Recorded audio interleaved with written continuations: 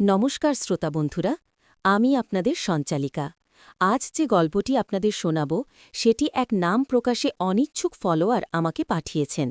গল্পটি বড়ই গভীর, আবেগঘন এবং একই সাথে বেশ রোমাঞ্চকর। আপনাদের অনুরোধে এই ধরনের গল্পগুলোই আমি বেশি করে শোনানোর চেষ্টা করি। আর হ্যাঁ, আমি এটাও জানি আপনারা অনেকেই হয়তো আমার ব্যক্তিগত আইএমও নম্বরটির অপেক্ষায় থাকেন। তাই বলে রাখি, গল্পের একদম শেষ দিকে যখন উত্তেজনা তুঙ্গে থাকবে তখনই আমি আমার আইএমও নম্বরটি দেব। তাই পুরো গল্পটি মন দিয়ে শুনুন, তারপরই পাবেন সেই কাঙ্ক্ষিত নম্বর। গল্পটি শুরু হচ্ছে আজ থেকে প্রায় ১৫ বছর আগের ঘটনা দিয়ে। এক সাধারণ বাঙালি পরিবার, মধ্যবিত্ত, সাদামাটা, স্বামী, স্ত্রী আর ২ সন্তান, একজন ছেলে, একজন মেয়ে। মেয়ের নাম ছিল রমা আর ছেলের নাম অর্ণব। রমা ছিল বড়, অর্ণব তার থেকে বছর ৫-এর ছোট। রমা ছিল শান্ত, স্নিগ্ধ, এক কথায় মায়ের প্রতিচ্ছবি। আর অর্ণব, সে ছিল একটু চঞ্চল, তেজি। ছোটবেলা থেকেই দিদির প্রতি তার অগাধ ভালোবাসা। দিদি যা বলত তাই শুনত। দিদি মানেই যেন তার সব। রমারও ভাইয়ের প্রতি স্নেহ ছিল প্রবল। ছোটবেলা থেকে আগলে রেখেছে অর্ণবকে। সময় গড়িয়ে চলল, রমার বিয়ে হল, স্বামী, সংসার নিয়ে সে এক নতুন জীবনে প্রবেশ করল। কিন্তু মনটা পড়ে থাকত বাপের বাড়ি। বাপের বাড়ির টান, বিশেষ করে ভাইয়ের টান, কিছুতেই সে ভুলতে পারত না। অর্ণব তখন কলেজে পড়ছে। রমা যখনই বাপের বাড়ি আসত, অর্ণবের জগৎ যেন আনন্দে ভরে উঠত। দিদির সান্নিধ্য, দিদির আদর, দিদির সাথে গল্প করা, এই সবই ছিল তার জীবনের বড় আনন্দ। রমাও ভাইকে দেখে আপ্লুত হতো। কেমন আছে, কি করছে, সব জেনে নিত। কিন্তু সময়ের সাথে সাথে অর্ণবের মনে দিদির প্রতি ভালোবাসার রূপটা যেন একটু পাল্টে যাচ্ছিল। শুরুটা ছিল খুব সামান্য। রমা যখন বাপের বাড়িতে থাকত তখন প্রায়শই রাত জেগে অর্ণবের সাথে গল্প করত। কখনো পুরনো দিনের স্মৃতি, কখনো বা ভবিষ্যতের স্বপ্ন। অর্ণব মুগ্ধ হয়ে শুনত। দিদির গলার স্বর, দিদির মুখের হাসি, সব যেন তাকে অন্য জগতে নিয়ে যেত। রমাও হয়তো এই ভালোবাসাটুকু খুব উপভোগ করত, ভাইয়ের প্রতি টান, স্নেহের আতিশয্য। কিন্তু অর্ণবের মনের গভীরে কিছু একটা পরিবর্তন আসছিল, যা সে নিজেও হয়তো স্পষ্ট করে বুঝতে পারছিল না। একদিন রাত গভীর, রমা বাপের বাড়িতে এসেছে। অর্ণবের পরীক্ষা চলছিল, তাই রাতেই সে পড়তে বসেছিল। রমা শুয়ে পড়েছে, কিন্তু ঘুম আসছে না। অর্ণবের ঘরে এসে বসল। কি রে, এখনও পড়ছিস? রমা আলতো করে অর্ণবের মাথায় হাত রেখে বলল। অর্ণব মাথা তুলে তাকাল। দিদির মুখের দিকে তাকিয়ে তার বুকটা ধুক করে উঠল। দিদির মুখে আলতো আলোর রেখা, চোখের মণি দুটো যেন আরও গভীর। অর্ণব হঠাৎ বলে উঠল, দিদি, আজ রাতে তুমি আমার ঘরেই এসো, এখানে একা একা কি করবে? রমা একটু অবাক হল। কেন রে, আমার কি হবে? না মানে, এমনি, অর্ণব আমতা আমতা করে বলল। রমা হেসে ফেলল। আচ্ছা, ঠিক আছে। সেই রাতে শুরু হলো এক নতুন অধ্যায়। অর্ণবের ঘরে এসে বসল রমা। বাইরে তখন ঝিরিঝিরি বৃষ্টি। জানলা দিয়ে আসা হাওয়া ঘরে এক অদ্ভুত স্নিগ্ধতা নিয়ে এলো। দুজনে গল্প করছিল। অর্ণব হঠাৎ করেই দিদির হাতটা ধরল। রমা একটু চমকে উঠল, কিন্তু হাত সরিয়ে নিল না। অর্ণব দিদির হাতের ওপর নিজের হাতটা রাখল, খুব আলতোভাবে।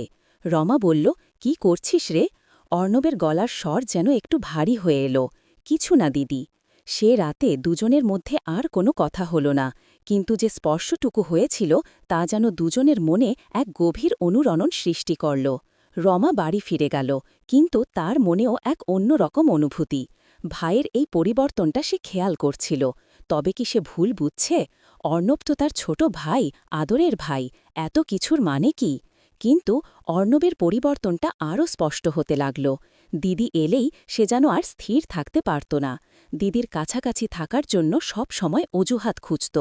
রমা যখনই ফোন করত সে অধীর আগ্রহে অপেক্ষা করত। তার কথাবার্তায়, তার আচরণে এক অন্যরকম উত্তেজনা দেখা দিত। রমা এটা খেয়াল করছিল, কিন্তু কি বলবে বুঝতে পারছিল না।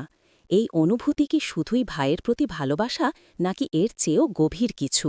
একদিন রমা বাপের বাড়িতে এসেছে। অর্ণব তখন একা, মা বাবা কেউ বাড়িতে নেই। রমা ড্রয়িং রুমে বসে বই পড়ছিল। অর্ণব ঘরে ঢুকল। দিদি, কি করছ? কিছু না, এমনি বসেই আছি। অর্ণব দিদির পাশে এসে বসল। তারপর খুব ধীরে ধীরে রমার দিকে ঝুঁকে এলো। রমা কিছু বোঝার আগেই অর্ণব তার গালে একটা আলতো চুমু খেল। রমা হতবাক, সে কখনো ভাবতেও পারেনি অর্ণব এমন কিছু করবে। তার বুকের ভেতরটা যেন ধুকপুক করতে লাগল, ভয়ে, বিস্ময়ে, এক অজানা অনুভূতির রোমাঞ্চে। সে অর্ণবের দিকে তাকিয়ে রইল। অর্ণবের চোখে এক অদ্ভুত আলো, সেই আলোতে ছিল কামনা, আকাঙ্ক্ষা আর এক ভয়ানক আকুতি। কি করলি রে অর্ণব? রমার গলার স্বর কাঁপছিল। অর্ণব দিদির হাতটা ধরল। দিদি, আমি তোমাকে ভালোবাসি। ভালোবাসি? কে কাকে ভালোবাসে? ভাই কি দিদিকা ভালোবাসে, নাকি এর অন্য কোনো মানে আছে? রমার মনে তখন ঝড়, একদিকে ভাইয়ের প্রতি স্নেহ, অন্যদিকে এই অসম নিষিদ্ধ ভালোবাসার প্রকাশ।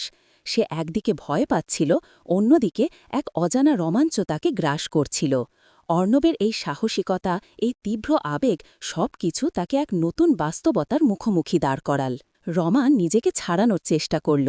অর্ণব, তুই কি বলছিস? আমি তো দিদি, এসব কি হচ্ছে? কিন্তু অর্ণব শুনল না। সে রমার আরও কাছে চলে এলো। তার চোখের দৃষ্টি যেন আরও তীব্র হল। দিদি, আমি তোমাকে অন্যভাবে ভালোবাসি। তোমার ওই নরম স্পর্শ, তোমার ওই মায়াবী মুখ, এসব আমাকে পাগল করে দেয়। রমা যেন পাথর হয়ে গেল। অর্ণবের এই কথাগুলো তার কানে ঢুকছিল, কিন্তু মন সেটা মানতে পারছিল না। একদিকে নিজের ছোট ভাই, যার ছোটবেলা থেকে সে লালন পালন করেছে, তার এই প্রস্তাব। অন্যদিকে এই সম্পর্ক যদি জানাজানি হয় তাহলে কি হবে? সমাজের চোখে তারা কি অপরাধী হয়ে যাবে? কিন্তু অর্ণবের চোখে যে আগুন জ্বলছিল তা রমাকে আরও টেনে নিচ্ছিল। ভাইয়ের এই তীব্র আকুলতা, এই অসম প্রেম, সবকিছু মিলে এক ভয়াল সুন্দর অনুভূতি তৈরি করছিল। অর্ণব রমার হাতটা আরও শক্ত করে ধরল। প্লিজ দিদি, আমাকে ফিরিয়ে দিও না, আমি তোমাকে ছাড়া বাঁচতে পারব না। রমা চোখ বন্ধ করল। তার মনে তখন এক তুমুল ঝড়, একদিকে স্নেহের বাঁধন, অন্যদিকে এই নিষিদ্ধ প্রেমের টান। অর্ণবের নিঃশ্বাস তার মুখের ওপর এসে পড়ছিল। রমার শরীরের প্রত্যেকটি রোমকূপ যেন জেগে উঠল। এক ভয়ানক শিহরণ তার মধ্যে দিয়ে বয়ে গেল। সে জানে এই পথ ভুল, এই পথ তার নিজের, তার ভাইয়ের, তাদের পরিবারের সব সম্মান ধুলায় মিশিয়ে দেবে। কিন্তু অর্ণবের স্পর্শ, তার কথাগুলো, তার চোখের আগুন সব যেন তাকে চুম্বকের মতো টানছিল। অর্ণব রমার মুখের দিকে তাকিয়ে রইল। দিদির চোখের কোণে যেন এক অজানা দ্বিধা, এক ভয় আর এক চাপা আকাঙ্ক্ষা। সে এই সুযোগ হারাল না। খুব আলতোভাবে সে রমার ঠোঁটে নিজের ঠোঁট ছোঁয়াল। রমা প্রথমে কেঁপে উঠল, তারপর নিজের অজান্তেই সেও অর্ণবের চুম্বনে সাড়া দিল। তাদের ঠোঁট একে অপরের গভীরে ডুবে গেল। সেই মুহূর্তে রক্তে বাঁধা ভাই বোনের সম্পর্ক যেন এক নতুন ভয়ানক রূপ নিল। তাদের স্নেহ, ভালোবাসা সব যেন এক নিবিড়, নিষিদ্ধ প্রেমের টানে হারিয়ে গেল। তাদের শ্বাস ভারী হয়ে এলো, শরীরের উষ্ণতা বাড়তে লাগল। একে অপরের আরও কাছাকাছি আসতে চাইল তারা। কিন্তু হঠাৎই দরজায় কড়া নাড়ার শব্দ। মা এসে গেছেন। রমা আর অর্ণব বিদ্যুতের মতো একে অপরের থেকে সরে গেল। দুজনেই যেন সম্বিত ফিরে পেল। তাদের মুখে রাজ্যের বিস্ময়, ভয় আর অপরাধবোধ। কিন্তু সেই চুম্বনের রেশ, সেই নিষিদ্ধ অনুভূতির রোমাঞ্চ তখনও তাদের শরীরে রয়ে গেছে। তারা একে অপরের দিকে তাকাল। সেই তাকানোই ছিল এক অন্য জগতের ভাষা, এক গোপন অভিসারের ইশারা যা তারা ছাড়া আর কেউ বুঝবে না। মা দরজায় আবার কড়া নাড়লেন। রমা, কি করছিস ভেতরে? দরজা খোল। রমা কোনো মতে নিজেকে সামলে নিল। আসছি মা। কিন্তু এই ঘটনার পর তাদের জীবন কি আগের মতো থাকবে? তাদের সম্পর্কের টানাপোড়েন কি আরও গভীর হবে, নাকি এই নিষিদ্ধ অভিসার তাদের এক নতুন অজানা পথে নিয়ে যাবে? অর্ণবের চোখে তখনও সেই আগুন জ্বলছে। রমার মনে তখন ঝড়। এই নিষিদ্ধ ইশারার পর তাদের জীবনে আর কি কি অপেক্ষা করছে? রক্তে বাঁধন হারিয়ে তারা কি সত্যি সম্মান হারাবে? এই প্রশ্নের উত্তর নিয়েই আজ আমি এখানেই থামছি। এই গল্পের পরবর্তী অংশ শুনতে আপনাদের কমেন্ট করে জানাতে হবে। ভালো লাগলে অবশ্যই সাবস্ক্রাইব করবেন।